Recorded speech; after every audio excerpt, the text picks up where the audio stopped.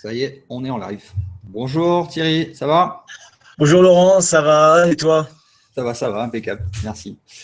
Attends, je vais remettre. Merci à toi de m'accueillir de nouveau sur Stop Mensonge et Ouais, bonjour à tous les internautes qui nous écoutent. ça va plaisir. Et bonjour à tous les chercheurs de vérité qui sont là à nous regarder. Je vais faire un petit rappel pour l'émission, comment ça se passe. On va parler aujourd'hui des reliques du Pérou, donc deuxième interview avec Thierry Jamin. On a du nouveau, donc on fait un suivi. Qu'est-ce que je voulais dire? Oui, pour les questions, on va prendre les questions du public. Il y a un post qui a été posté sur le post Facebook de l'interview d'aujourd'hui. Donc, vous le retrouverez sur facebook.com/Stop Mensonge officiel. Il est en haut de la page Stop Mensonge de Facebook. Il y a les commentaires en dessous du post. Mettez dans les commentaires les questions que vous voulez qu'on pose en direct à Thierry et puis on va poser la question à Thierry, il va nous répondre. Si vous pouvez mettre des Q, les lettres Q avant la question, comme ça on repère directement les questions. Voilà. Sinon, quoi d'autre? Il y a il y a un crowdfunding qui est parti, que tu as lancé. J'ai mis à jour l'article là sur. Alors, je vais rajouter le lien dans l'article Facebook parce qu'il n'y est pas. Je viens de le rajouter sur la page de l'article sur Stop Mensonge, donc dans la visio d'aujourd'hui, et je vais vous le rajouter dans les commentaires là pour que vous puissiez, si vous le souhaitez, aller faire des donations pour le crowdfunding de Thierry. Voilà. Donc ça, c'est fait, je viens de le poster. Voilà, donc on est bon. Alors, depuis la dernière fois, Thierry, qu'est-ce qui s'est passé? Alors depuis la dernière fois, on s'était parlé. Nous, on était dans un hôtel d'un petit pueblo du désert de Nazca et on recherchait des contacts pour essayer de remonter la filière de ces fameux Waqueros, de ceux qui auraient découvert ce fameux site. Et alors, on a eu vraiment une chance extraordinaire puisqu'on est tombé sur des amis personnels du Waquero en chef, qu'on va appeler Mario si tu veux, pour être j'aime pas trop cette expression Waquero en chef, ça fait un peu j'aime pas trop quoi. Et donc on va l'appeler Mario et on a réussi donc à se connecter directement avec Mario, celui-là même qui a fait la découverte et qui a pu nous apporter des précisions sur ce qu'ils ont vraiment découvert et les circonstances de cette découverte. Et ils nous ont précisé certaines choses que l'intermédiaire qui nous donnait ces informations, Paul, ne nous avait pas des informations qu'il ne nous avait pas données très fidèlement ou de manière un peu imprécise. Et puis, on a pu établir une relation on va pas dire d'amitié, mais en tout cas presque, en tout cas de confiance avec ces Waqueros. Et on est en contact actuellement avec eux. On s'est rencontrés donc après Nazca. Parce que le site, en fait, sans rentrer dans les détails, est à quelques centaines de mètres des pistas de Nazca. Ce qui nous a étonné quand on a appris cette localisation, parce que ça donne un relief tout particulier à cette découverte, à la découverte de ce site. Si il s'avère exact, ça met en perspective beaucoup de choses, notamment les lignes de Nazca, la raison d'être des lignes de Nazca et peut-être l'existence de ces crânes allongés que l'on trouve dans cette ère culturelle Nazca Paracas. Ok, alors quelle est l'histoire qu'il t'a racontée? Il t'a dit quoi? Qu'est-ce qu'ils ont trouvé dans… Bah d'abord, ce qui m'a raconté, c'est que alors donc après Nazca, on s'est rencontrés en Bolivie, si tu veux, il y a 2 semaines, une semaine et demie, et ensuite on s'est revus dans le sud du Pérou, et après je te raconterai euh, ces développements. Ce qu'il nous a raconté, c'est que la découverte en fait ne date pas de janvier 2016, mais un petit peu avant. On est en septembre-octobre 2015. Et en fait, avec ses amis, il est allé chercher des trésors archéologiques. Donc, ils étaient en train de fouiller clandestinement des tombes dans la zone de Nazca. Je ne peux pas donner la localisation exacte pour protéger le site, etc. Mais on sait où c'est. Et donc, il était avec ses tiges là, en train de chercher des tombes, tu vois. Et alors, il nous explique, parce que c'est l'un des meilleurs professionnels apparemment à l'entendre au niveau péruvien. Et il goûtait la tige, tu vois, pour savoir si ça avait le goût de céramique ou d'os, etc. Ils arrivent avec le frottement de la tige en fer, ils arrivent à détecter s'ils sont sur des tombes. Bref, ils ont mis à jour une tombe qu'ils ont ouverte, et ils sont tombés sur, en nettoyant la tombe, c'est-à-dire en la vidant de son matériel, ils sont tombés sur une espèce de caveau avec des murs et avec une porte. Et donc, ils ont essayé de voir comment ils pouvaient ouvrir cette porte. Et alors, ils ont essayé plein de systèmes, ils ont même mis de l'eau dessus et de l'essence qu'ils ont enflammé. Et ils nous ont expliqué qu'à un moment donné, ils se sont mis à pousser la porte et elle a eu un réflexe contraire. Et donc, ouais. Et donc, ils ont réussi à pénétrer dans le site. Et alors comme je l'expliquais la dernière fois, ils sont descendus par un escalier. Ils sont tombés sur un salon, sur une salle, et ils ont trouvé un contexte funéraire inca. C'est-à-dire ils ont découvert 2 momies inca, dont une jeune fille de 11 ans qui était, il m'a dit, en parfait état de conservation. Elle avait l'air de dormir. Ok. Alors, tu vois, il y a quelques années au Pérou, on a fait une découverte sur le mont Ampato, en Argentine, près du Pérou, une momie qui s'appelle Juanita, qui est très connue. Elle est exposée au musée d'archéologie de Arequipa. Et c'est une momie, c'est vraiment la référence des momies bien conservées, etc. Et lui nous disait, à côté de la momie qu'on a découverte, Juanita, c'était rien du tout.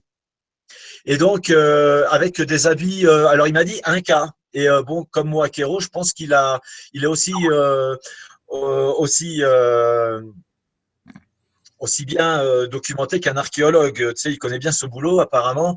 Et il nous a dit qu'elle était habillée d'habits de la noblesse, un cas, avec des bijoux dans les cheveux, etc. Et alors, cette momie, entre parenthèses, a été vendue en Italie. Bon, ça fait rager, ça fait toujours rager quand on entend des choses comme ça, mais c'est la triste réalité. Et puis, il y avait une Pas de autre précision momie. sur Italie. On connaît le commanditaire, c'est le Vatican. Il m'a dit un Italien. Il l'a vendu, je crois, à 4000 $. À un Italien et on ne Euh, connaît pas le nom. non, ouais, voilà. Bon, il me l'a pas dit, mais moi, je l'aurais demandé. Je pense pas qu'il me l'aurait dit par discrétion de toute façon. Et il y avait aussi une deuxième momie d'un homme un peu plus âgé, d'une trentaine d'années, avec une petite moustache et une petite barbe comme ça. Et que donc sûrement de la noblesse inca. Et tout un contexte de céramique, d'offrande. Et donc, eux pensaient qu'ils étaient sur la piste d'un trésor inca. Mhm. Si tu veux. Donc, alors, ils étaient sur le bon chemin d'un trésor. Donc, ils ont continué à fouiller cette salle, et ils ont fini par trouver le premier sarcophage où ils ont rencontré des objets qui ne correspondaient pas à de l'archéologie précolombienne. Et Mhm. ça les a tellement Quels impactés. objets? Dans le premier sarcophage, ils ont trouvé des cerveaux, ils ont trouvé des cœurs, mais en état de conservation, dans un état de conservation parfait, qui était emballé dans du coton. Et il m'a dit que le cerveau, il touche les nervures du cerveau et il y avait encore son élasticité du cerveau. Alors que lui, il connaît, il sait comment. Il a déjà vu, il a touché, tripoté des milliers de momies, il m'a dit. Et un cerveau humain, après les siècles, ça a la taille d'un citron. Tu vois, ça se réduit comme ça, ça devient dur. Et là, il avait son volume normal et presque sa souplesse. Et il me dit, on n'a aucune idée de la De comment manière dont c'est ils ont pu conservé. conserver. Oui, voilà. Et puis, trouver un millier d'objets de différentes sortes, des petites statues de, de grenouilles, de tortues ou de dinosaures. Et puis, d'objets qui ressemblent beaucoup à des vaisseaux spatiaux, à des ovnis, quoi. Et, euh, et des têtes sculptées de personnes avec des grands yeux qui ressemblent vraiment à des aliens et qui ressemblent beaucoup à des pierres qui ont été mises au jour au Mexique, dans la zone Maya. Ok. Et on en a récupéré plusieurs de ces pierres, d'ailleurs. Que tu as eu Et dans les mains. pardon? Que tu as eu dans les mains. Oui, oui, que j'ai Ah, que tu as ici ici. chez moi. Tu peux Ouais, me les ouais, montrer? si tu me donnes 30 secondes. Vas-y, vas-y, vas-y, vas-y. Ok, ok.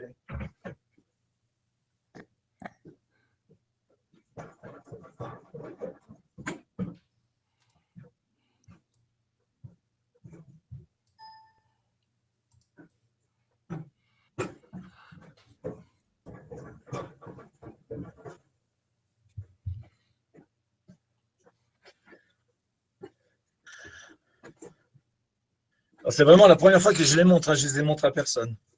C'est certains objets qu'on a récupérés non biologiques. Alors, il y a par exemple, on les a enveloppés. Ils ont encore cette petite poudre blanche, hein. On sait toujours pas ce que c'est cette poudre. Non, non. On nous a par exemple, il y avait par exemple ce genre d'objet. Ok. Intéressant. Ouais. Et, alors attends, il y avait, j'ai des balles en direct, on va dire. Ce genre d'objet. Alors attends. Mets-le devant la caméra. Ouais, bouge plus. J'essaye de donner des perspectives. Ok. Je sais pas si vous Ouais, voyez bien. ouais. Ça évoque quand Et même c'est pas fait en mal. quoi? C'est de la pierre? Ouais, ouais, c'est de la pierre. Et puis, ce genre de. Donc, je te dis, il y en avait plusieurs centaines dans le. Ok, donc ça c'est une sculpture de tête Ouais. avec deux gros yeux. Il dit qu'il en a même trouvé des plus petites, comme ça, en quartz bleu. Ok. Tu vois que alors le quartz bleu, moi je sais pas ce que c'est, j'en ai jamais vu, mais d'après lui, il a trouvé, ils ont trouvé des choses assez curieuses. Je te fais voir la dernière.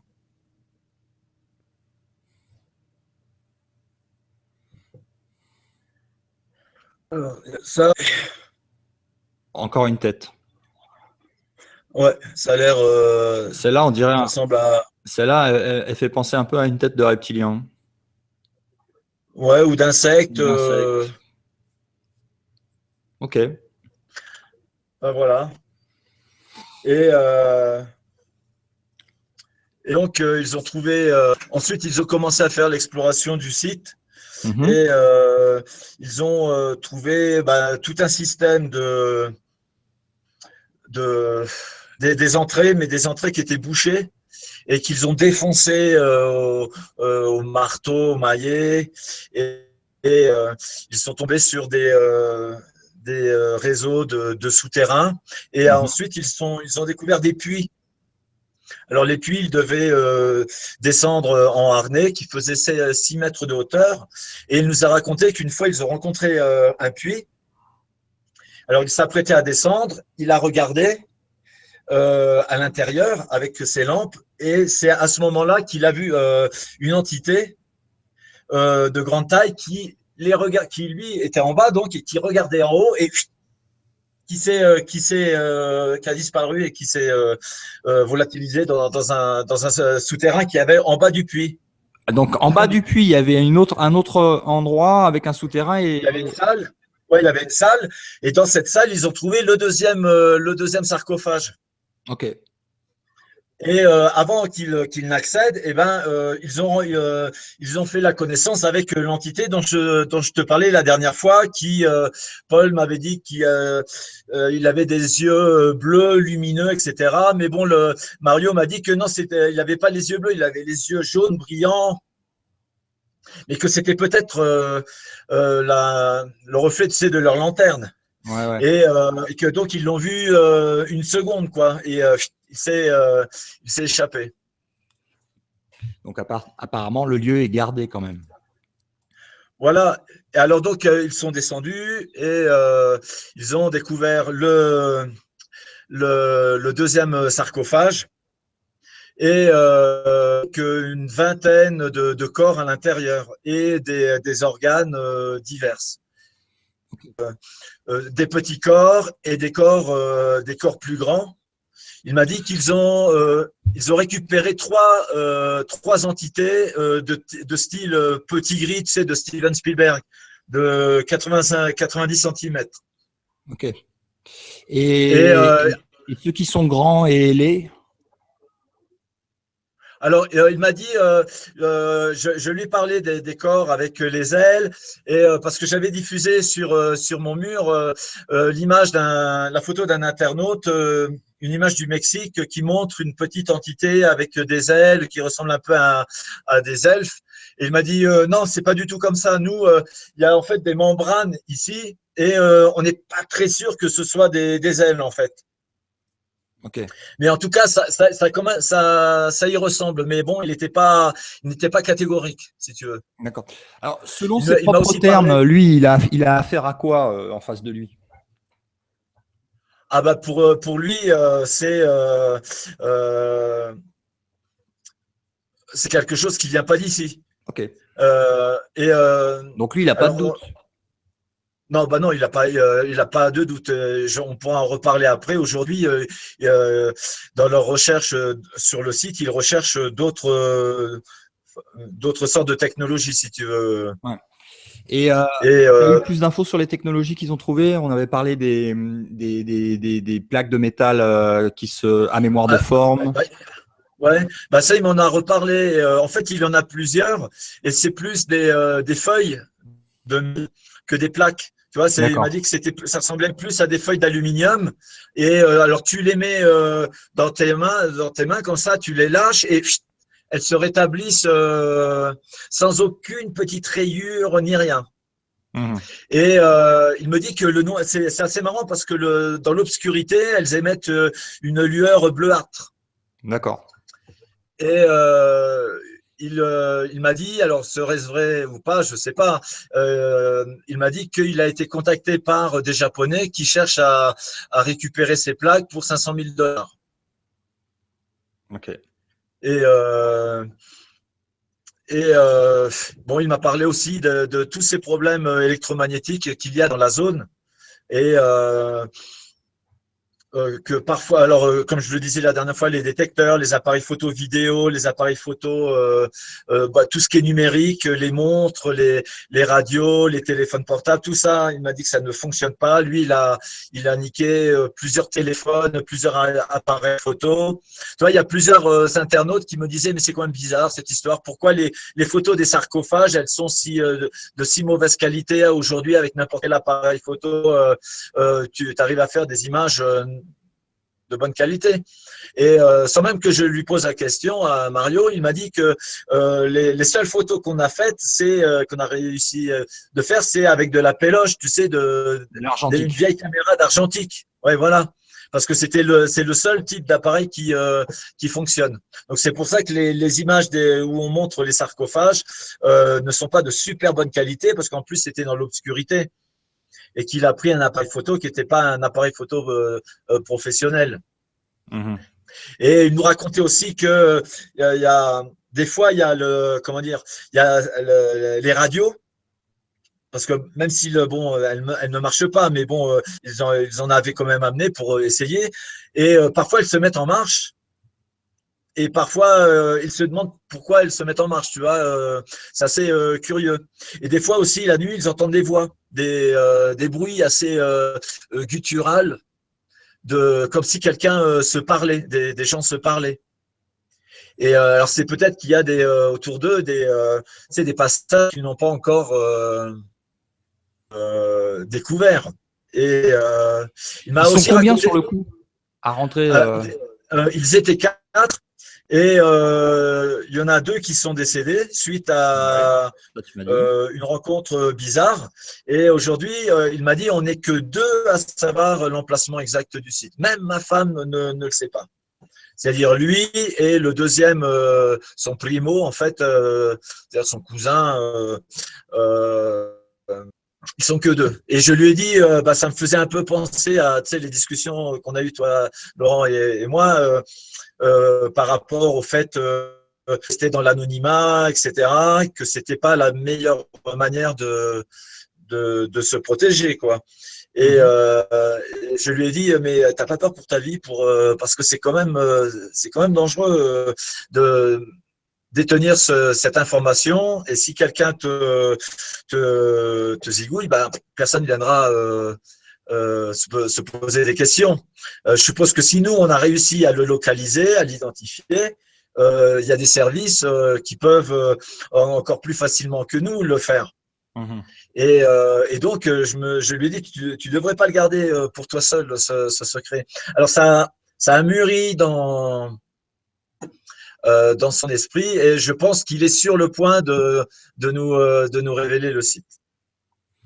Et alors, il y a une chose assez intéressante aussi qu'il m'a dit, c'est que quand il va en expédition dans le site, ils y restent plusieurs jours. Et ils ont aménagé un coin cuisine, un coin dortoir, etc. Ils ont tout pourri. Et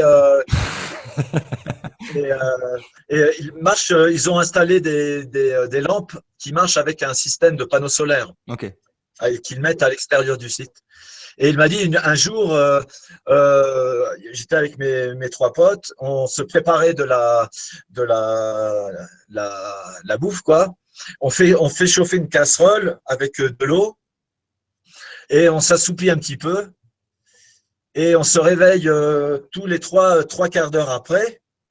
Et en fait, 8 heures avaient passé. Mmh. Et jusqu'à aujourd'hui, il ne s'explique pas, tu vois, ce temps manquant pendant 8 heures. Ils pensaient avoir dormi pendant 3 quarts d'heure, et ils ont dormi pendant 8 heures. Et ils ne savent pas ce qui s'est passé pendant ces 8 heures. Et quand ils se sont réveillés, il n'y avait plus de gaz dans la bouteille, et il n'y avait plus d'eau dans la casserole. Mmh. Tu vois, plein de petites histoires comme ça, c'est assez étonnante. Et en parlant de cette énergie électromagnétique, il me dit, on peut pas parler fort non plus, parce que dès que tu parles fort, si tu claques les mains, ça te résonne, ça te bousille quasiment les tympans. Et donc, ce qu'il me disait, pour répondre à ta question de tout à l'heure, tous les corps qu'ils ont découverts dans le deuxième sarcophage sont pratiquement tous différents les uns des autres. Ok. Et lui, il a l'impression, mais bon, c'est son interprétation à lui, hein, c'est pas mon interprétation ou celle de l'Institut Incarri, hein, je précise pour éviter les amalgames. Ouais. Mais lui, il a l'impression que ils sont tombés sur une sorte euh, de laboratoire entre guillemets, où quelqu'un un peuple aurait pu faire un peuple exogène aurait pu faire des expériences génétiques, tu vois, des choses comme ça. C'est en tout cas son hypothèse, et que c'était en contact avec les Incas et peut-être les Nazca, puisque le contexte funéraire, tu vois, de ces deux momies montre que les Incas étaient en contact avec eux et qu'ils leur vouaient un culte peut-être. Et ça, c'est une dimension on ne savait pas avant, et qui rajoute tout un intérêt archéologique, on va dire. Ils ont aussi trouvé sur le sol des coquillages qu'on appelle les spondylus, tu vois, de type ocre, qui avaient beaucoup de valeur pour les Incas et leurs prédécesseurs. C'était même un peu une monnaie. Ils s'en servaient pour faire des bijoux, etc. Et trouver des spondylus disposés sur le sol en forme d'étoile ou des choses comme ça. J'ai des photos de ça. Et donc, on voit que pour les Incas, pour les civilisations sûrement qui les ont précédées, c'était un site particulier. Tu vois ? Et il m'a aussi raconté que quelques années auparavant, il y a 10 ans, ils sont tombés sur une Waka Inca, c'est-à-dire un temple sur la côte, et ils ont trouvé une main géante, et ils ont trouvé un crâne avec 3 yeux, un œil ici et 2 yeux ici. D'accord. Et qu'ils l'ont vendu aussi. Ok. Et donc, depuis cette découverte de 2006, il se doutait qu'il y avait eu des contacts extérieurs dans cette région. Ok.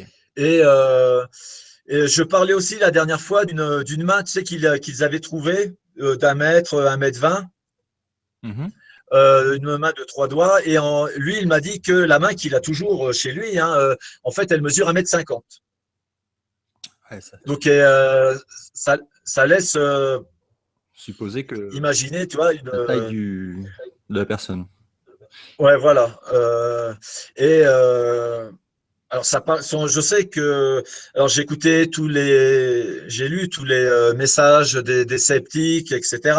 Et bon, il faut être sceptique, hein, parce que c'est une histoire qui a l'air tellement, je dirais même pas hors norme, mais tellement invraisemblable que, encore une fois, je comprends moi le scepticisme, et moi-même j'aurais pas cru.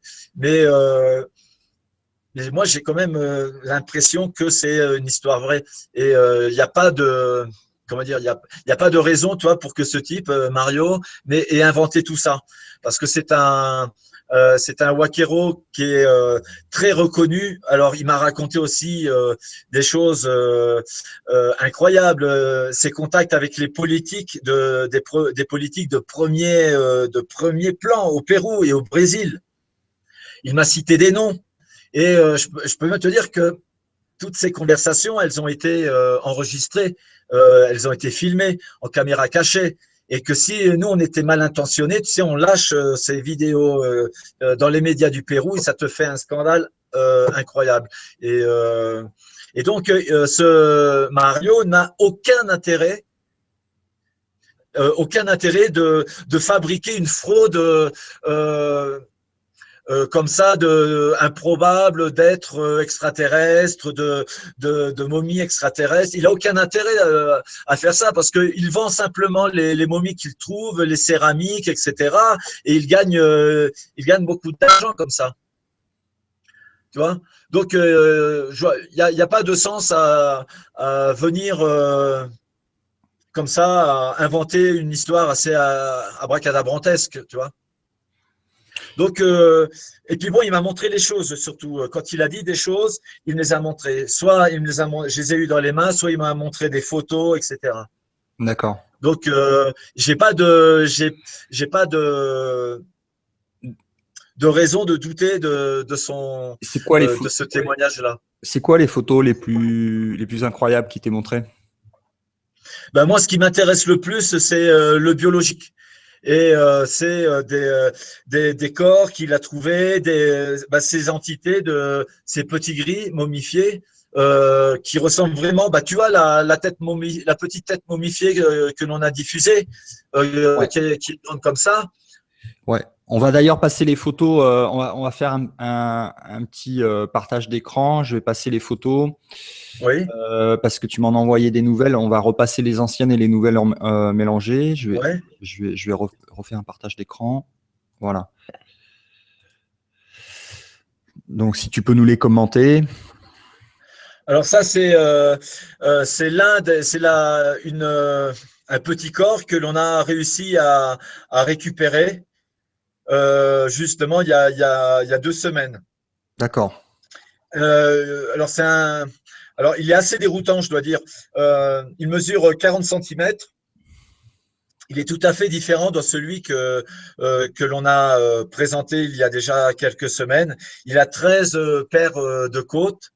Il a trois doigts bien ouverts. Alors, mais il faut s'imaginer que les parties grises, c'est la peau, et tout ce qui est blanchâtre, marron, c'est cette solution poudreuse. On a évité d'y toucher justement pour protéger le maximum les surfaces du corps pour les analyses.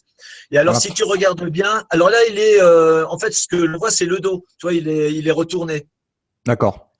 Alors là, les gens peuvent dire oui, mais ça, c'est juste une sculpture et tout. C'est des choses qui ont été passées au rayon X. Oui, on les a passées à la radio.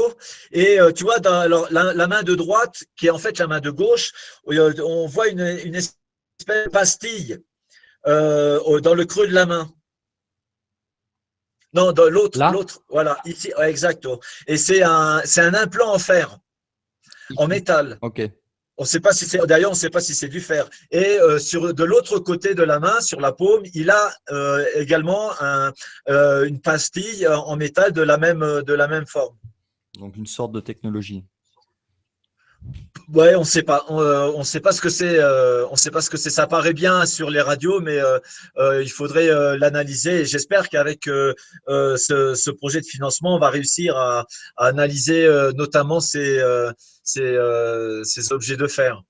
Ok. Alors, ce qui nous a aussi un peu étonné, c'est que alors ces mains de 3 doigts, elles contiennent trois phalanges, à la différence des mains beaucoup plus grandes que l'on a pu étudier, qui ont 6 phalanges.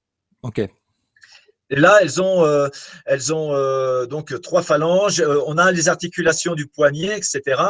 Et on voit bien tous les petits os des phalanges. Mais alors, ce qui est très déroutant sur ce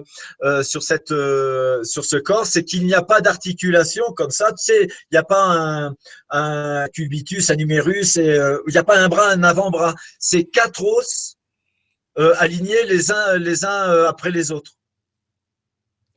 Ok. Tu comprends? Ouais. Et alors, ils ont 4 os sur les membres supérieurs, c'est 4 os, donc 4 os, tac, tac, tac, et sur les jambes aussi. Et très symétriques aussi. Les os sont très symétriques les uns par rapport aux autres, et ils ont une forme bien déterminée. Et alors, ça nous a assez dérouté. Et on se dit que si ça avait été une fraude, eh bien, le fraudeur, il aurait cherché à ne pas dérouter, à ne pas, comment dire, porter le doute. Oui, à copier ce qui existe déjà, ce qui serait. Exactement. Il aurait, parce que c'est tellement bien fait, si c'est un fake, ils auraient cherché à mettre un numérus, enfin un tibia, un fémur, etc. Pourquoi venir inventer des choses improbables, justement, qui portent la suspicion. Et donc, quand on a eu ces radios, on s'est dit, oula, c'est bizarre, ça sent un peu le fake. Et donc, on a appelé et on lui a dit, tu sais, on a fait les radios et c'est quand même bizarre. On a vu qu'il y avait quatre os comme ça, alignés. tu vois, pour tester un peu sa réaction. Et il m'a dit, ne t'inquiète pas, hermano, je sais très bien ce qu'on a découvert dans le site. Ne t'inquiète pas. Donc, on voit la franchise, tu vois, que lui, Mmh. il a aucun doute c'est pas une fraude moderne. Ce n'est pas Ok. une fraude moderne. Et donc, ça risque d'être redondant dans mon discours d'aujourd'hui, mais il n'y a que les analyses ADN et les datations, notamment au carbone 14, qui pourront nous confirmer la nature de ce qu'on a face à nous. Mais pratiquement à 100%, tu vois, une fraude moderne. Ça paraît Ah, il y en impossible. a trop, il y en a trop. Il y aurait qu'un corps, à la limite, on pourrait se poser la question, mais là, s'il y en a des Oui, et puis centaines. bon, puis c'est fait avec. Enfin bon, comment reproduire un corps? Je veux dire, il y a tous les, bon, il y a tout le matériel, il y a tous les os, etc. Ça n'a pas de, et puis bon, les cavités crâniennes, tu peux pas l'inventer, ou alors il faut être un super pro. Il faut avoir une imprimante laser. Je sais pas comment on fait, comment on peut reproduire ce genre de choses artificiellement, tu vois. Ouais.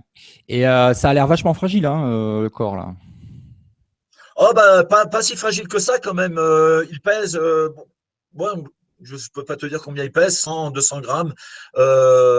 Mais pour l'instant, il est dans son sarcophage ici, à l'Institut Incari, puisque grâce à un internaute plutôt, on a réussi à récupérer du matériel biologique.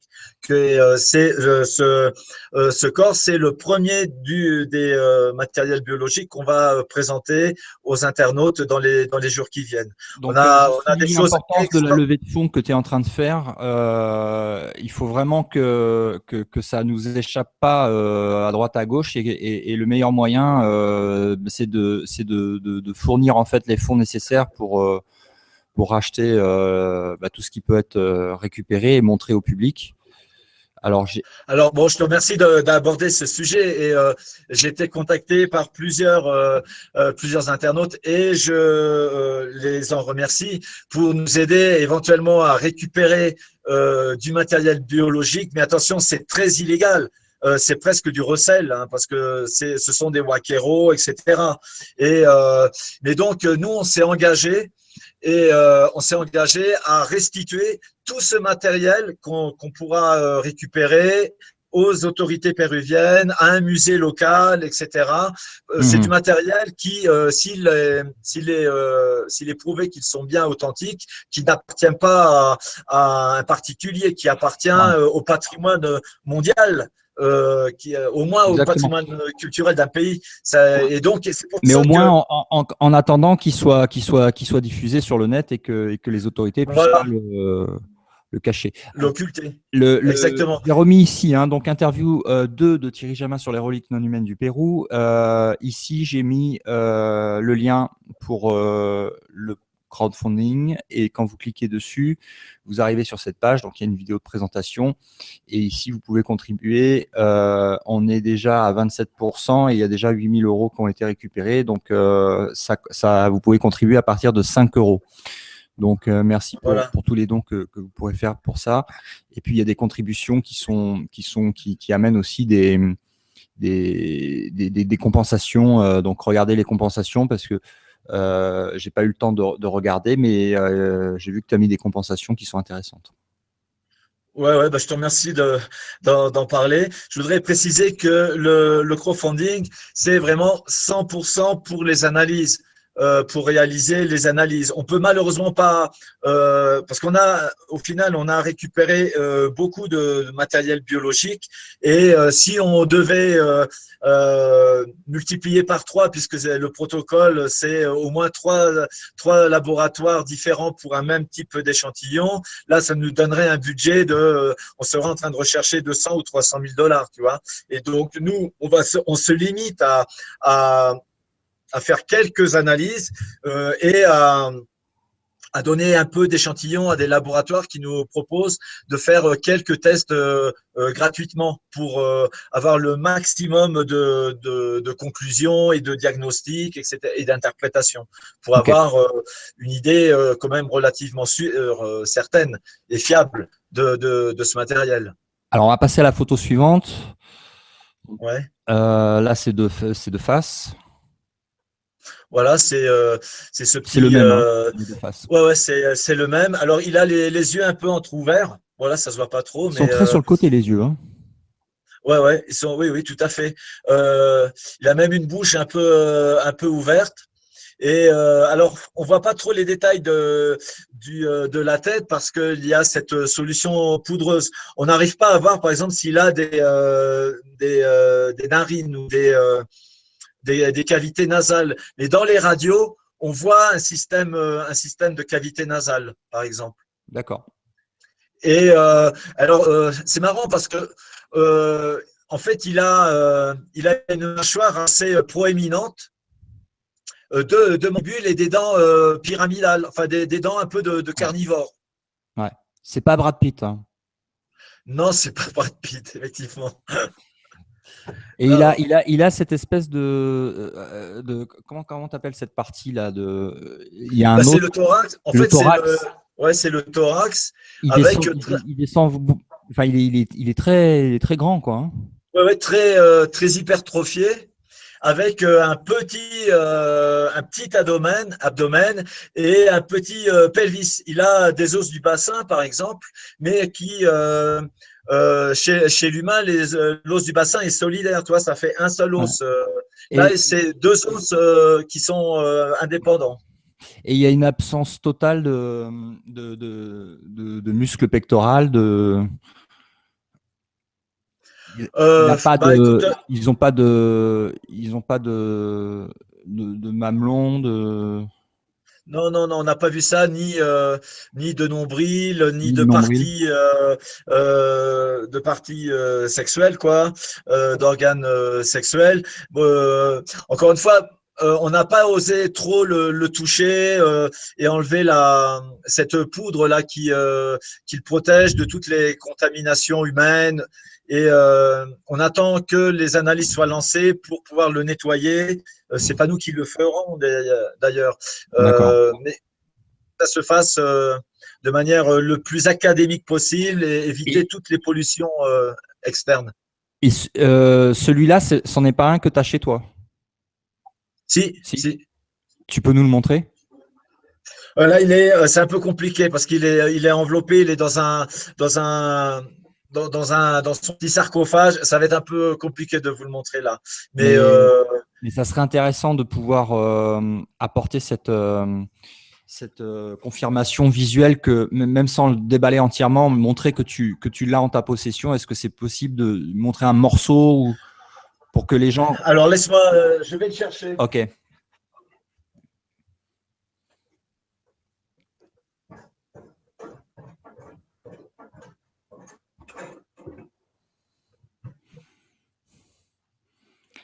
Bon, on passe aux choses sérieuses là. J'espère que ça vous plaît. Essayez de ne pas être hypnotisé par la pendule qui est derrière, parce que sinon vous allez rater le reste de l'émission, ce qui serait dommage.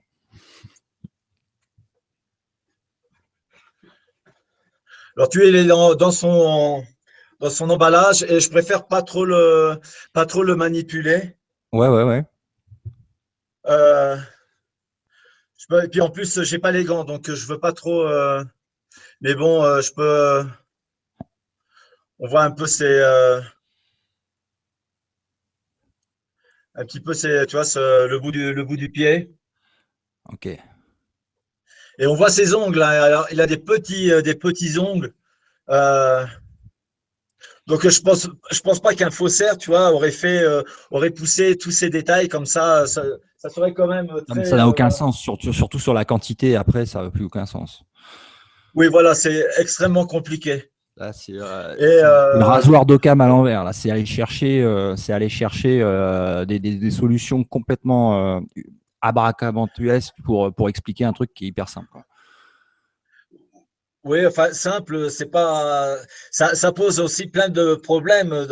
Disons que ceux qui disent que c'est un fake, bon ben et qui veulent pas remettre en cause leur opinion, bon ben quand tu dis c'est un fake, bon ben point barre et on ferme le dossier.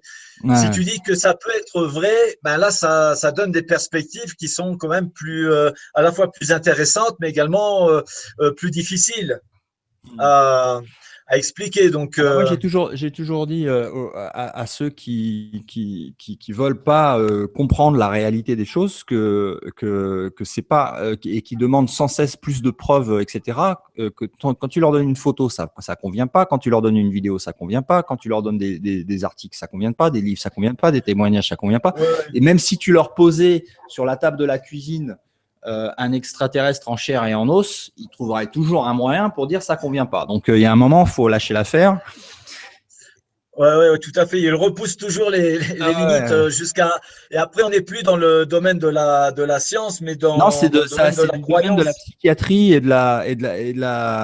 et du blocage mental qui est fait parce que il y a un blocage qui est fait quelque part et non, ça peut pas exister. Donc, je trouverai n'importe quelle Voilà, donc ça explication n'existe pour pas. dire que ça n'existe pas.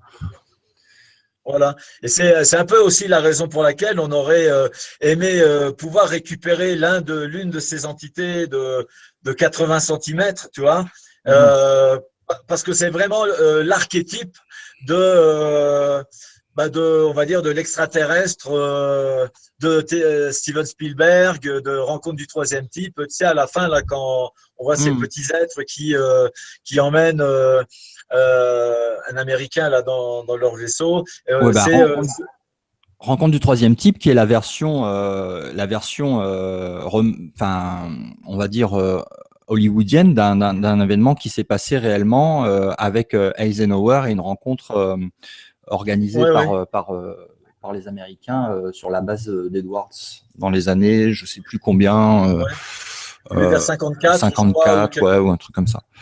Donc, qui est une histoire vraie, romancée bien sûr, mais qui est une histoire vraie. Et d'ailleurs, qui a été montrée en projection privée au président, tu sais, celui qui était acteur avant, comment il s'appelle Ronald Reagan. Ronald Reagan. Et Ronald Reagan qui a fait une remarque à Steven Spielberg après l'avoir vu en projection privée en disant que c'était très bien fait et que ça se rapprochait à peu près de l'histoire réelle, quoi. Qu'est-ce Alors, que je veux dire? Donc, on va passer sur une autre photo ou tu veux continuer sur? ouais.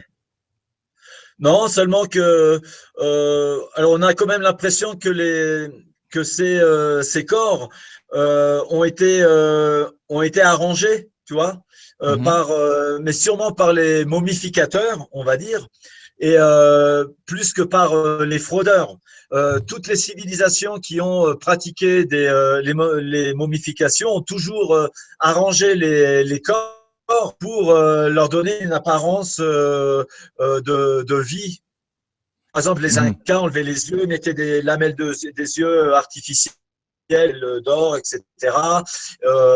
Bon, les Égyptiens cassaient les os pour maintenir le corps bien vertical. Donc, les corps, les squelettes étaient touchés, Mhm. trafiqués, on va dire, manipulés par les momificateurs. C'est pas pour autant que ça s'appelle une fraude. Mhm. Et toi, je sais pas, pour en terminer, il y a sur le côté gauche de voilà où il y avait ta main, il y a comme un petit trou que l'on voit. Ici? Non, non, non, sur les côtes, tu vois, sur les côtes Ah oui, un oui, peu là, noires, là. ouais, ici. Et donc, il faudra qu'on s'intéresse à ce trou parce que c'est peut-être par là qu'ils ont vidé l'intérieur. Ok, ok, Hypothèse. ok. Ensuite, alors on va passer. Alors ça, c'est une autre photo de la même C'est momie. c'est la même, ouais. Avec ses yeux ben, un peu entrouverts. Ouais. Avec Ok. sa forme ovoïde. Ah oui, alors je vois pas bien sur la photo, mais ça part un peu, ça va jusqu'ici là, hein. Ouais, à peu près. Le Et coin de l'œil, il est là, mais ça reste un rond quand même, hein. ouais, ouais. Et donc une vision très. Alors je sais plus trop exactement ce que m'a expliqué le médecin, mais que l'anatomiste, mais qu'ils avaient des grands yeux et donc ça répondait sûrement à un environnement particulier par rapport à la taille de la tête, etc. D'accord. Alors, ça c'est autre chose complètement. Ben là, c'est justement la petite tête momifiée qu'on a présentée déjà il y a dès le départ de cette affaire. D'accord. Et justement, Mario m'a dit qu'il avait trois entités complètes de ce type de créature, on va dire, Et et qui ça a été mesure. radiographié aussi? Ouais, on a les radios, on a même les anatomistes ont introduit une caméra endoscopique à l'intérieur. Et parce que tu vois, de cette poudre, alors le Paul qui possède ces artefacts a vidé la boîte crânienne. Il y avait cette solution poudreuse et il a d'ailleurs diffusé une vidéo le montrant réalisant cette opération. Il est avec un tournevis. Enfin, c'est quelque chose d'horrible à regarder d'ailleurs parce que aucune précaution, aucun protocole. Il l'a fait vraiment de la manière la plus amateur possible. Mais bon, il y avait quand même une petite pellicule de cette poudre-là qui avait durci. Et l'anatomiste, avec son bistouri, a pu les dégager. Il a mis en évidence les sutures internes du crâne. Et il a pu aussi dégager les cavités oculaires et nasales, etc. Et il a vu qu'il s'agissait bien d'un os. Donc, il n'y a pas de doute, c'est bien un crâne. En ce qui concerne les pupilles ici, c'est des pupilles organiques ou c'est quelque chose qui a été placé par-dessus Non, ça a l'air organique. Ça a l'air organique tout ça. Ok. Celle-là, on... Ben ça, c'est une tête d'un autre petit corps. En fait, la tête a été trouvée comme ça, mais le même style de petit corps ce que l'on vient de voir ou celui de Paul, tu sais, avec la tête plus allongée. C'est une autre entité de style petit gris, puisqu'il a les mêmes yeux un peu reptiliens. Ici, les yeux. Hein. Oui, tout à fait. Bon, on voit le nez, on voit même un peu la bouche, tu vois. Ici. Ouais, ici, là, ouais, qui, Ok. bon, qui sont recouverts par cette solution poudreuse. Alors là, on voit, ils ont une sorte de... Ça, c'est la partie face avant. Ouais, on voit les yeux et en fait, ce sont des sourcils. Ce sont des cils que l'on voit là. C'est des cils C'est qu'on pas des voit. points de suture, c'est des cils, ouais. Je lui ai demandé et il m'a dit oui, c'est des cils et ça ressemble, un peu comme du crin. Hmm. Bon, alors ça a dû peut-être durcir au fil du temps, hein. C'était peut-être plus souple avant, je sais pas. Ok. Mais c'est bien ce sont des cils. Ok. Donc, il y en a qui ont des cils, il y en a qui n'ont pas de cils. Ouais. Ça, c'en est un autre. Ça, c'en est un autre, avec toujours cette solution poudreuse. Et on voit au niveau inférieur de l'œil, ils ont un peu enlevé de cette solution poudreuse et on revoit cette Partie peau grise. grise qui. Hmm. Euh, Alors, les crânes allongés, c'est aussi alors, je sais pas si tu avais écouté l'interview de Karen Hughes, qui était une avocate à la Banque mondiale et qui avait en fait fait une interview dans laquelle elle disait qu'elle avait assisté à une réunion dans laquelle ils avaient parlé d'un être avec une forme de crâne allongé comme ça, qui était venu à une réunion du Vatican et qui apparemment est en contact avec le Vatican. Ils ont des têtes avec des crânes allongés. Ah oui, ah Ouais. non, Et elle travaillait à la Banque mondiale, donc c'est vraiment une avocate. Bon, ça me fait penser à ça.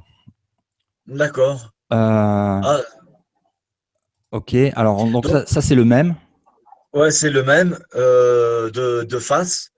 Alors on voit bien ses yeux, la couleur de sa peau. Ça c'est le haut du crâne. Ouais. Ben, c'est le haut, c'est l'arrière en fait. C'est Tu là, vois, c'est la l'arrière. perspective. Ouais. Ouais, Et on voit les narines et bon, une petite bouche fine. ici. Les narines, ouais. Et Et la bouche là. alors le Mario, non, la petite bouche, elle est plus elle est un petit peu plus bas. La Là. bouche, un peu plus bas. Non, un peu plus bas. Un peu là. Ok. Ah ouais. Et il a eu de laisser les objets dans leur coque, leur gangue de concrétion, quoi, on va dire, qui finalement les protège. Donc là, c'est la couleur grise de la peau. Voilà, ouais. Ok. Ça, on a vu. Ça, on a vu. Ça, on a vu. Ça, Ça, on a ce sont vu. des détails de. Ouais, ce qu'on avait vu avant, c'était non avant. C'était dans des détails. Ouais, ça, c'est les détails de la petite tête momifiée qu'on a vu tout à l'heure. Et l'on voit bien les os il y a les muscles dedans. Et c'est cette partie-là, notamment, tu vois, qui sent le charqui, c'est-à-dire la viande, la viande Ouais. ancienne, quoi, la La momie, quoi. putréfaction. Et ouais, et ça, tu peux pas en faire, tu peux pas le frauder, ça, c'est impossible. Alors, tu Mhm. vois, à droite, on voit des fibres de coton. Ouais. Et, euh, et donc, les embaumeurs, à certains endroits, mais dans la partie inférieure de la tête, ils ont bourré un petit peu les espaces en mettant du coton, des fibres de coton. Ok. Et, et nous, on aimerait réaliser dans le cadre de ce projet d'analyse, on aimerait faire une étude comparée de ces fibres de coton avec les cotons de Nazca de l'époque. Puisque les Nazca, les Paracas utilisaient beaucoup le coton. Ils utilisaient deux cotons différents, des cotons plutôt blancs et des cotons bruns. Et on aimerait donc comparer les deux et en toute logique, on devrait avoir une certaine similarité de fibres, quoi. Mhm, mhm. Mais bon, je vois pas comment un fraudeur pourrait fabriquer ça, tu vois, ces os mêlés de chair. C'est quand même très compliqué. Ça, la radio ce petit corps que l'on avait montré au tout début et qui mesure 25 cm, qui est entre les mains de ce fameux Paul Mhm, mhm, mhm. et qui a une articulation, bon, un peu de type humain, quoi. Ok. Alors ça, on a vu. Attends, je vais sur Ben, les. ça, ce sont les fameux. Ouais, parce Ouais, qu'on va pas refaire l'émission. Pour ceux qui n'ont pas vu, bien allez sûr, bien regarder sûr. la première émission. Euh, Voilà. Attends, on va s'attarder sur celle qu'on n'a pas vue encore.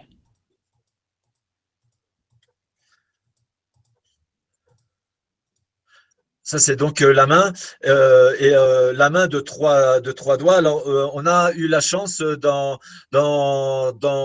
récupérer une similaire et encore plus intéressante, tu vois, parce que elle a l'avant-bras. Hmm.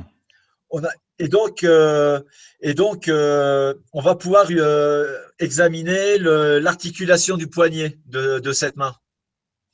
Et c'est l'un des éléments fondamentaux qui peut démontrer que ça peut pas être un fake parce que plusieurs anatomistes m'ont expliqué que c'est très difficile de reproduire une articulation pour un faussaire. Il y a tellement de ligaments connectés aux tendons et aux os que c'est pratiquement impossible. Mhm. Voilà. Alors là, on montre des détails de cette main qui est recouverte encore une fois de cette solution poudreuse, mais qui a toute sa chair, les tendons, les muscles, qui a l'épiderme, tu Alors vois. là, Et c'est ça, autour d'un c'est tendon, le cercle ouais, de métal. ouais, tout à fait. C'est autour d'un tendon. Et alors, cette main avait trois implants ou trois petits anneaux. Et alors, tu peux, ouais, voilà. Bah, tu vois, là, on voit la marque d'un troisième, voilà, à gauche. Il y avait un implant ici, voilà, que l'on a récupéré pour les analyses. D'accord. Et alors, ce qui est quand même étonnant, c'est que il y a aucune trace de corrosion Hmm. sur ces implants. Et donc, ça doit être un alliage où on m'a évoqué le titanium, qui est un métal biocompatible. Mhm, mhm. Et donc, il sera intéressant de faire analyser aussi. Tout ce qui est métal, on les fait analyser au Pérou, par exemple. On va pas sortir ces objets du Pérou. On va pas les envoyer par DHL, etc., pour éviter qu'ils ne se perdent, entre guillemets. Donc, on prendra pas le risque. On trouvera des laboratoires ici actuellement, on les a pas encore trouvés. On est en train de chercher. Ok, parfait. Ouais. Donc ça, on a vu. Ouais. Alors voilà, ça Ça, c'est nouveau. alors ça, c'est un autre petit corps qui est entre les mains de Mario, qui est un peu comparable avec le petit corps précédent, même type de gris, on va dire, avec ses yeux un peu, On dirait que avec c'est pas ses la yeux. même chose qui est par-dessus, ou alors c'est la photo qui est. Ouais, c'est assez bizarre. On a l'impression qu'il y a plus de tissu. Alors, tu vois, regarde au niveau du cœur, il y a une protubérance Ah, une bosse. ici, là, il y a une protubérance qui pourrait correspondre à un muscle, à un cœur. On ne sait pas ce que c'est. On ne sait pas ce que c'est. Et Qu'est-ce qu'il a? justement, si on réussissait à récupérer cet artefact, alors ça, ce que tu montres, c'est aussi très intéressant au niveau des On dirait pieds, qu'il a des parce que chaussures. exactement, ouais. On a l'impression qu'il a une chaussure ou une protection quelconque, quoi. Et ce qui nous a été confirmé par Mario. Mais comme il est toujours dans cet état-là, moi je donnerais n'importe quoi, tu vois, pour essayer de récupérer ce corps. Mais il a l'air plus. Bon, tous ces objets sont évidemment intéressants pour la science parce que c'est des choses inconnues. Et on voit bien, tu vois, les 3 doigts sur sa main. Il y a plein de choses à étudier dans cet artefact. Ok, il mesure 6, à peu près 8 inches. 6, 7 inches. Ça fait quoi ça? Ça fait 25 centimètres. Ouais, voilà, ça doit être à peu près le même gabarit que le précédent, celui qu'on a vu avec cette tête hypertrophiée. Et alors, je ne sais pas ce que l'on voit sur la photo, s'il s'agit de muscles ou s'il y a comme une fibre, une membrane qui protège tout le corps. Je ne sais pas, il faudrait l'avoir entre les mains. Mario non plus, n'a pas toutes les réponses. Ok, intéressant, intéressant. Mais on dirait presque un morceau de bois, hein, sur la photo. Ouais, mais ouais, moi, on a plutôt l'impression, je sais pas, c'est plutôt d'après moi, plutôt de la chair qui est momifiée, durcie, Ouais, et toi qui a séché. à la Euh, surface. Ouais. ouais, Ok, en tout cas, moins de poudre blanche dessus, hein, ça c'est évident. ouais, ouais, ouais, Ensuite, on a. Alors, celui-là, on a déjà vu. Celui-là, on a déjà vu. Celui-là, on a déjà vu. Ah ben, je crois c'est qu'on a ça. fait le tour. Ouais, Ouais. on a fait le tour. On a fait le tour au niveau des photos. Attends, je vais stopper le partage d'écran. Euh, ok, attends, je remets le truc. Voilà. Donc, quoi Donc, d'autre? Qu'est-ce qu'il y a d'autre à dire? nous, on a, comme je te l'ai dit, on a réussi à récupérer du matériel biologique que l'on aimerait soumettre aux analyses également. Et Mhm. on espère que avec ce crowdfunding, nous allons pouvoir lancer ces analyses et avoir des réponses. Parce que si, malheureusement, si dans 28 jours maintenant, on ne peut pas obtenir ce budget, on va rester comme ça en suspens et pendant, je sais, de temps jusqu'à trouver une solution. Et C'est combien le crowdfunding que tu as demandé? On cherche 29 000 dollars, 29 000 euros, puisque c'est à peu près pareil, ce qui correspond à 3 analyses de 7 000, une analyse complète ADN, carbone 14, ADN. Carbone 14, c'est autre chose, mais ADN plus des analyses complémentaires, c'est 7 000 euros. Et donc, d'un artefact bien précis, la petite tête, on a besoin de 3 laboratoires qui va l'étudier pour nous donner des diagnostics indépendant, si tu veux. Et puis, on veut faire l'analyse des cotons, une analyse comparative des cotons de la petite tête momifiée avec les cotons Nazca, et puis les analyses des implants de la main et de ce petit corps. Et il y avait aussi l'analyse de la poudre, de quel type de produit il s'agit, tu vois, et une analyse comparative entre cette poudre et des produits minéraux que l'on trouve à Nazca, qu'on est allé faire des prélèvements dans cette zone, etc. Et puis à côté, il y a quand même des laboratoires qui nous proposent des analyses gratuites. Je pense que plus on aura des analyses, plus les résultats auront du poids, les conclusions auront du poids.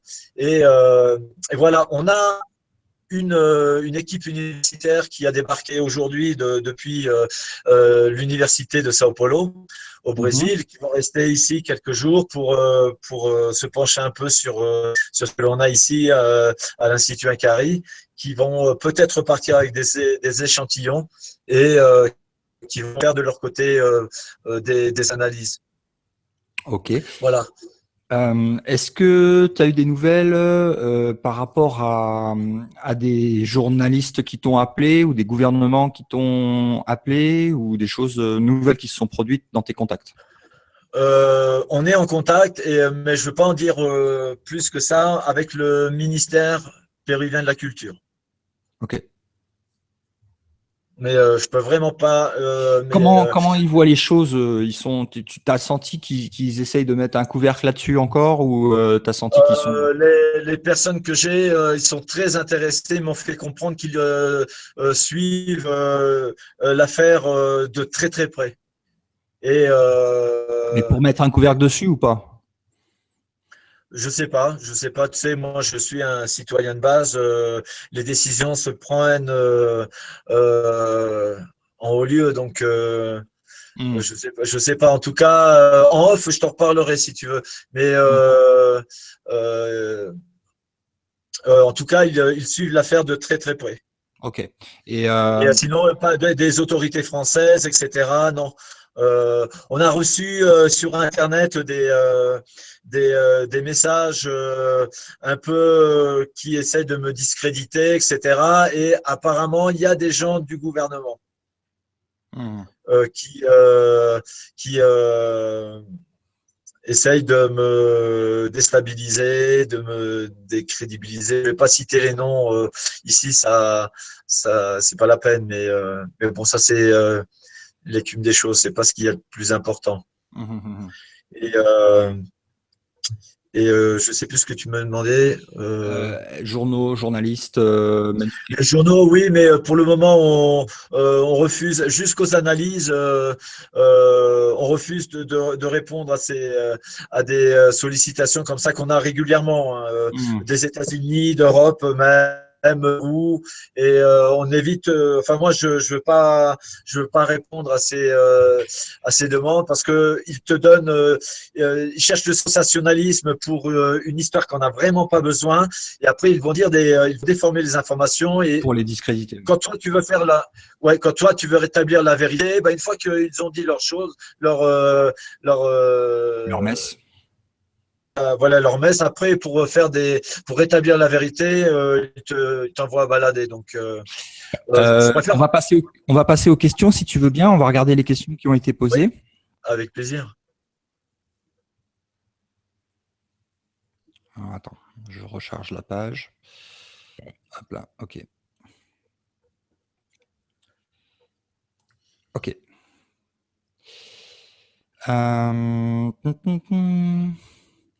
Alors, Yaya qui nous dit un peu plus de 16 000 personnes ont visionné la première vidéo. Si une personne sur 4 faisait un don de 5 €, la collecte serait pliée. On se motive, l'union fait la force. On est bien d'accord. Ben, merci. Et ouais, on est bien d'accord. Et je t'assure, aujourd'hui, j'ai un mal de crâne, tu peux pas savoir. Et j'ai régulièrement mal au crâne à cause de cette affaire qui me donne une pression. Et j'ai hâte qu'on fasse les analyses. Et je voudrais que quelqu'un, ou une organisation, une institution plus compétente que la nôtre, parce que nous, on fait de l'archéologie, on fait rien d'autre, reprenne après le dossier et aille plus en détail et fasse plus de rentre-dedans, parce que nous, on peut pas faire du rentre-dedans par rapport à cette thématique de la présence de civilisations exogènes, etc., etc. Nous, on peut pas le faire. Mais j'aimerais vraiment que quelqu'un prenne le relais, prenne cette affaire et nous, une fois après les analyses, on voudrait nous tourner plus vers Paititi et donc plus vite on fait les analyses, plus on sera tranquille après. Ok. Alors, on a Julien qui nous dit « Je suis corps idem pour Stop Mensonge. Un don de 1 €, vu le nombre d'abonnés, ils pourraient continuer leurs investigations et nous tenir informés sur les, sur les hip bip bip de ce joli monde. » Alors ensuite, il y a Charles qui nous dit « J'ai mis 50 €. Il faut donner une chance à cette affaire et Jamin, je le crois honnête, à l'écoute simplement, pour une fois qu'on peut agir directement sur un dossier de ce genre. » C'est clair que c'est pas tous les jours que ça se présente. Moi, je peux te dire que s'il y a un fake, on a été les premières victimes du fake. C'est pas nous, Inkari, qui avons fabriqué ces momies, ces mains de 7 doigts, de 7 phalanges, de 6 phalanges, etc. On aura été les premiers couillons dans l'affaire, hein, parce qu'en plus, on s'est mouillé à fond. J'ai mis ma crédibilité. Je reçois des insultes par Internet, d'escrocs, etc. Donc, s'il y a une fraude, ça vient pas d'ici. Hein. Alors ensuite, on a Pascal qui nous dit « Bonsoir à vous. Dis-moi Thierry, Thierry, c'est moi qui t'avais posé la question suivante. Pourquoi ne pas faire appel à l'INRAP ?» Je pense qu'aucune institution, l'INRAP, je crois que c'est une institution publique française. Et je pense pas qu'une institution va se mouiller dans une affaire aussi borderline, aussi sulfureuse. Dès que tu parles d'extraterrestres, de petits gris, de complots, de je sais pas quoi, c'est vrai, les institutions, elles font anticorps contre ce genre de thème. Ok. Et la deuxième partie. Donc c'est vraiment, je pense que pour avoir la solution de cette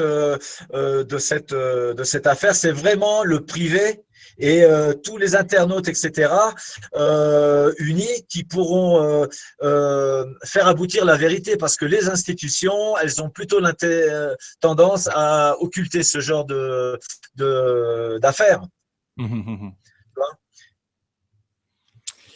Oui. Alors ensuite, la deuxième partie de sa question, c'est « Or, que vont devenir les mobiliers que tu as en main ?» Donc ça, tu y as répondu tout à l'heure.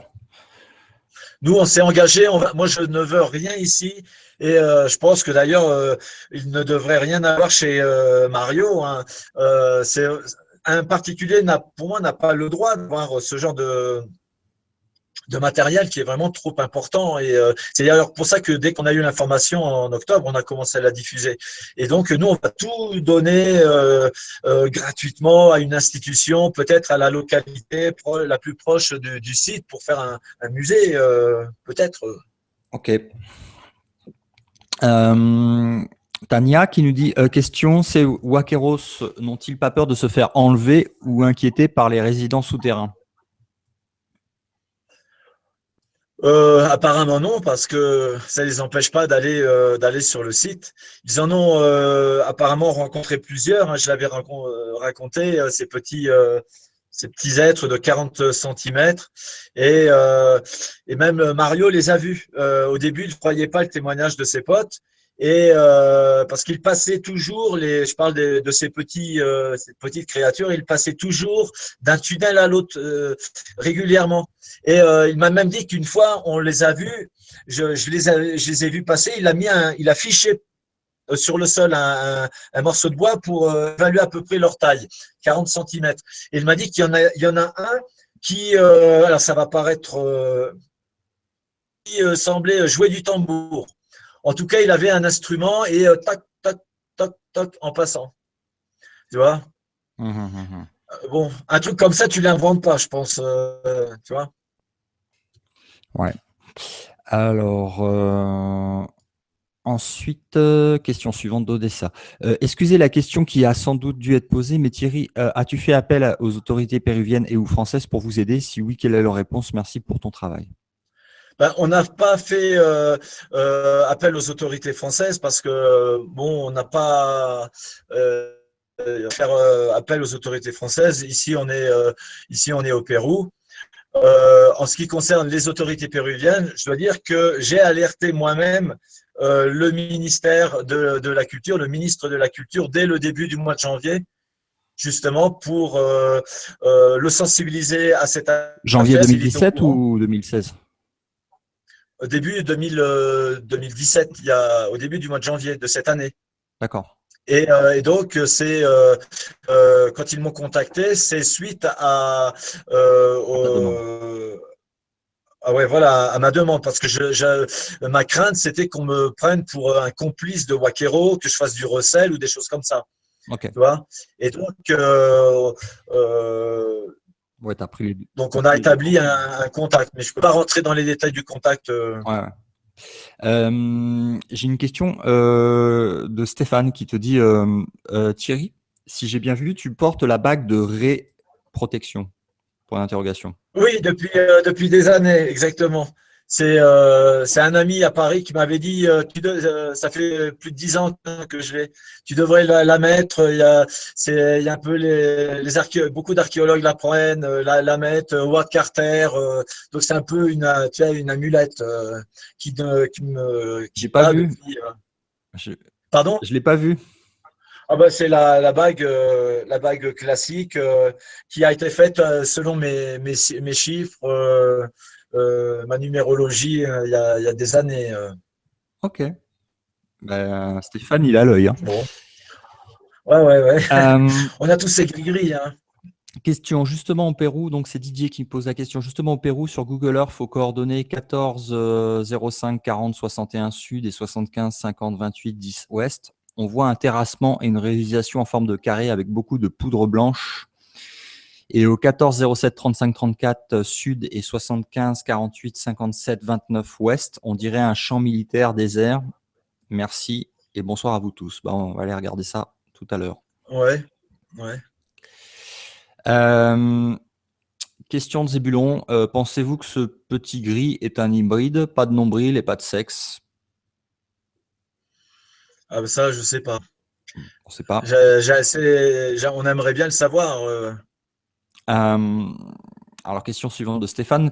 Question, ces petites momies font penser à des entités fourmis qui ont des aliens, qui sont des aliens décrites lors des régressions hypnotiques. Ce seraient des espèces de serviteurs ou d'employés. Ok. Oui, peut-être. Il y a moi, je suis pas ufologue hein, à l'origine, mais bon, j'essaie forcément de me documenter un peu. Il y a plein de tentatives d'explications comme ça. Et puis, on a aussi trouvé des embryons aliens dans les sarcophages.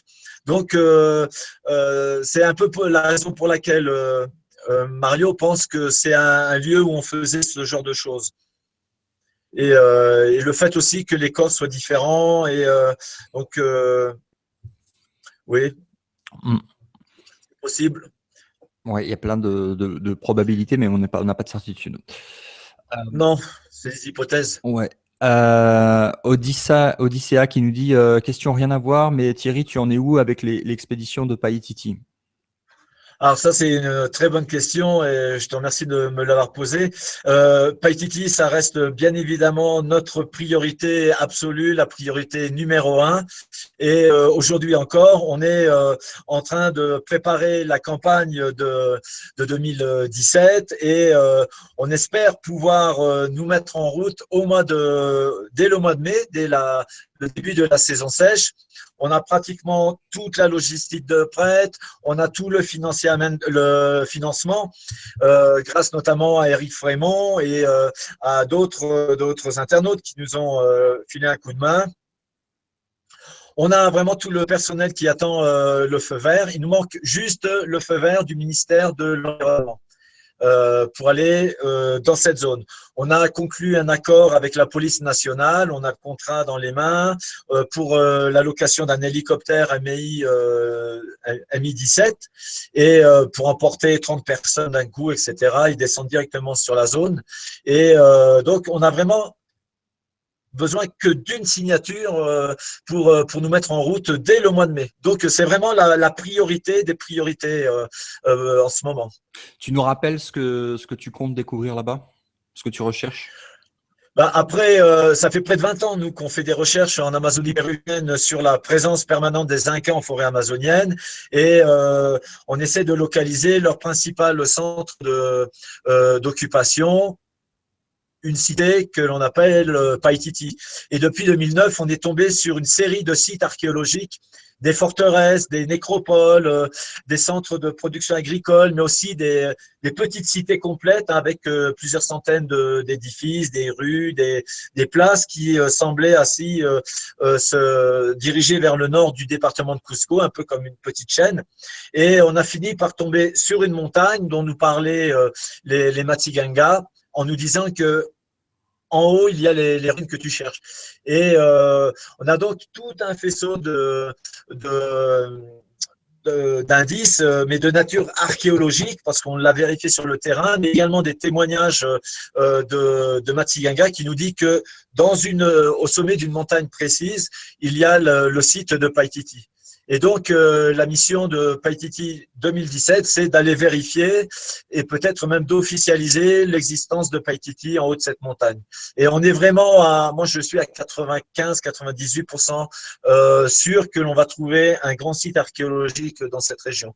Pour d'autres raisons d'ailleurs que je ne peux pas développer ici parce que ce serait trop long, mais tout indique que le site est là. Et donc, et ça fait 4 ou 5 ans déjà qu'on essaie de l'atteindre par voie terrestre, mais on s'est toujours planté parce qu'on se trimballe avec une logistique un peu lourde, avec un générateur, et puis un mois de nourriture dans la forêt, c'est quand même beaucoup de kilos. Et on n'a jamais réussi à atteindre l'objectif. Et on a vu la dernière fois que le seul moyen, c'est de descendre directement en hélicoptère. Ok. Ah. Question de Pascal qui nous dit: Thierry, crois-tu qu'il serait possible de faire une datation au carbone 14 si l'épiderme est non humain? Bon, la réponse est évidemment oui. Ouais, je sais pas. Est-ce qu'il y a de l'ADN de l'ADN classique? Enfin, je sais pas. Non, mais là, je suis n'importe pas quel tissu biologiste. organique, tu peux le dater au carbone 14. Après, on sait que le carbone 14, c'est Ouais. pas très précis, mais Alors, on m'a dit qu'il faut faire attention avec le carbone 14 et qu'il faudrait aussi utiliser du deutérium et enfin de différentes techniques pour être sûr de la datation.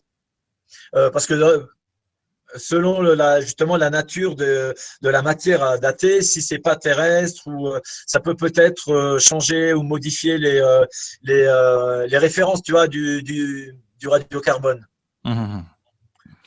Alors après, on a Viking qui nous dit: Thierry, pouvez-vous pas négocier les tarifs d'analyse ADN? Ça fait cher, 7 000 €. Moi, je trouve pas que ça soit extrêmement cher. On a alors évidemment quand on dit 7 000 €, ça fait ça fait un peu cher, mais en fait bon, on a les devis de nos 3 laboratoires spécialisés qui sont en plus spécialisés dans l'examen de matériel archéologique et parfois même en petite quantité. Donc par sécurité, entre parenthèses, on ne pas le nom des laboratoires. D'ailleurs, on en avait parlé, Laurent, il y a la première fois qu'on s'était parlé, pour sécuriser les analyses et puis pour leur éviter des pressions, parce que j'imagine que si on donne le nom des laboratoires, ils vont recevoir des courriers, des mails, etc. Bon, ça vaut pas la peine. Et donc, dans leur devis, ils nous ont expliqué pourquoi, quelle technique, etc., etc. Et donc, ça coûte cher. C'est pas comme une recherche de paternité. Il y a des labos en France, par exemple, qui, pour quelques centaines d'euros, ils vont faire des analyses ADN parce qu'ils savent dès l'origine que c'est de l'ADN humaine. Et donc, ce sont des prix des prix domestiques, on va dire. Là, il faut savoir si c'est du biologique, si c'est de l'humain, si c'est du mammifère, du poisson, du reptilien, etc. Donc, tout ça, ça demande des techniques, des appareils différents. Et au bout du compte, c'est ça qui coûte cher. Parce que c'est de la recherche scientifique. Ouais. Donc, je vais passer sur la question suivante. Ouais. Ok, Olivier qui nous dit question Thierry, à ton avis, ces êtres sont de quelle époque et les retrouve-t-on dans des légendes ou dans des ruines ailleurs au Pérou? Ben, il faut dire que bon, d'après ce que nous on peut déduire de l'ère géographique, etc., il s'est sûrement passé des événements importants à l'époque des Nazca Paracas. Mais quand on voit le contexte que l'on nous a décrit de ces momies incas, il y a eu sûrement des contacts aussi à l'époque des Incas. Donc, alors oui, il y a des légendes régionales qui parlent des hermanos mayores, des frères supérieurs venus des étoiles. T'as plein de légendes comme ça, et pas seulement au Pérou, mais aussi en Bolivie.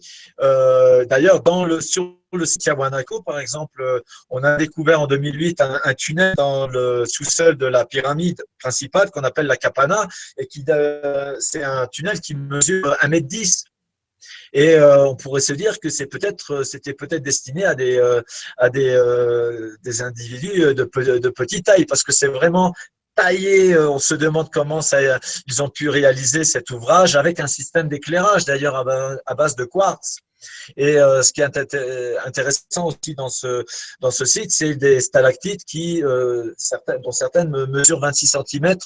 Et donc, si tu essayes de dater ce tunnel et donc le site de Tiahuanaco, on arrive à des chronologies, on est hors contexte académique. Et donc, il y a peut-être eu moi, je pense, hein, en tout cas,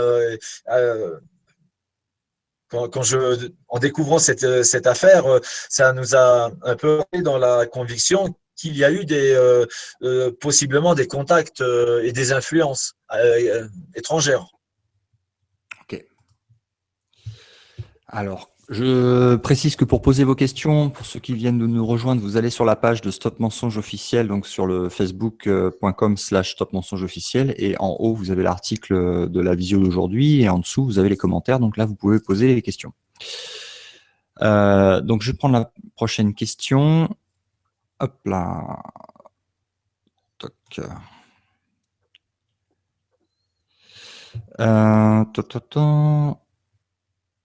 Les Wakeros ont-ils trouvé des traces de pas des entités vivantes sur le sol?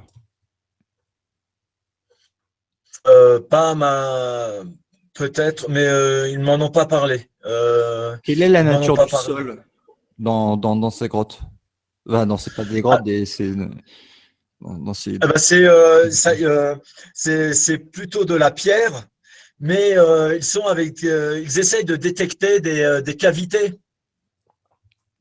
Parfois, et c'est comme ça d'ailleurs qu'ils ont découvert le puits. Le sol était recouvert de pierre, et ils ont défoncé le sol quand ils ont pensé qu'il y avait une cavité derrière, et ils sont tombés sur un puits. Donc c'est de la pierre, on va dire, j'imagine. Peut-être pas de manière uniforme sur tout le site, mais c'est pas du sable en tout cas, c'est du dur. Ok. Question suivante d'Odyssea. Thierry, tu vas trouver ce que tu cherches, tout est lié, même avec cette histoire de relique. Je sais pas. J'avoue qu'en ce moment, on avance un peu à l'aveuglette dans cette histoire et j'ai aucune idée de la manière dont va se terminer cette histoire. Je sais pas si pour nous, si elle va se terminer bien ou si elle va se terminer mal. Mais euh, c'est même un peu, tu vois, un peu stressant parce que si c'est un fait qu'on va bon, nous on va le dire, on aura l'honnêteté de dire, je suis désolé, c'est une fraude. Mais si c'est pas une fraude, je sais pas comment ça va se passer, ni pour nous, ni pour le site, ni pour le matériel, je sais pas. Mhm. Et le Wakero, il a eu, en dehors du site, il a eu des contacts avec des ovnis ou d'autres entités, ou il a eu des expériences qu'il t'a racontées? Ouais. Ouais, il m'a dit que plusieurs fois, ils ont vu des lumières, des sphères autour dans la région. Et une fois, il y avait le chien qui gueulait à l'entrée et ils sont venus et ils ont vu, je crois, trois sphères et trois sphères lumineuses. Et il m'a dit que les jours suivants, ils ont vu trois cercles, trois traces derrière la montagne. Il parle d'une espèce de pyramide, mais qui est sûrement une montagne naturelle. Et ils ont vu trois cercles sur le sol. Ok. Tu vois. Mais pas, il n'a pas été contacté, lui, directement, que ce soit par n'importe quel moyen. Il m'a pas tout dit, Ah, mais je sais pas, je sais pas. je sais pas. Ok. Non, non. Ok. Est-ce qu'il y a des choses que tu veux rajouter dans cette émission qu'on n'a pas parlé? Bah, je voudrais inviter encore tous les internautes à venir nous filer un coup de main pour tirer cette affaire au clair. Je pense que cette affaire, on peut la tirer au clair que si on est tous ensemble. L'union fait la force et que si on peut réaliser ces analyses, eh bien, je pense que nous, on sera en mesure de tout vous montrer, de tout vous raconter. On publiera tous les diagnostics et dans le courant du mois d'avril, on devrait savoir s'il s'agit de matériel biologique terrestre ou étranger ou un peu des deux. Voilà, et que qu'on nous fasse confiance. Je parle même aux sceptiques qui me traitent d'escroc. Crowdfunding, c'est une escroquerie, etc. Je voudrais simplement leur dire que ils ouvrent un peu leur espace et qu'ils nous donnent au moins le bénéfice du doute. Hein, je sais on est plein dans des affaires de corruption en France, on le voit. Nous, on ne demande pas 900 000 euros pour faire ces analyses et on demande 29 000 euros. Alors, effectivement, pour nous, c'est énorme, mais on ne parle pas non plus de budget faramineux pour peut-être révéler une vérité qui est une vérité réelle, quoi.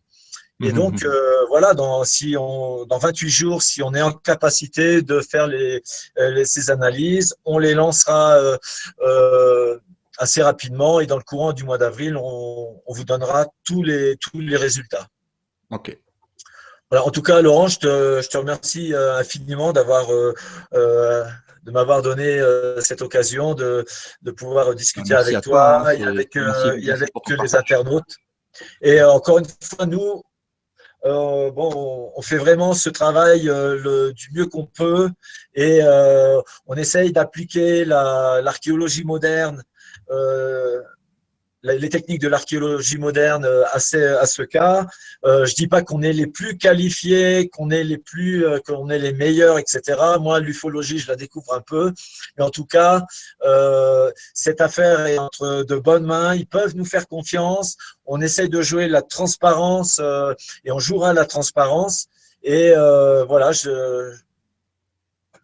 je donne rendez-vous aux internautes sur la page Ulule et aidez-nous et je vous promets, on vous donnera tous les résultats dans le courant du mois d'avril. Ok, bah écoute, on se reprogramme une émission pour le suivi de tout ça. Si tu as des nouvelles, tu n'hésites pas à m'appeler pour qu'on reprogramme une émission, qu'on couvre l'avancée. Et puis, merci pour ton partage. Et puis, à très, très bientôt. Merci à tous les chercheurs de vérité qui nous ont suivis et partagez cette émission sur vos réseaux Facebook et sur les groupes. Merci de partager dans les groupes. C'est important parce qu'il n'y a pas que sur vos pages perso que faut partager. Il faut aller aussi dans les groupes et partager les infos. C'est là où on peut toucher le plus de personnes. Merci beaucoup à tout le monde et à très, très bientôt. Bye bye.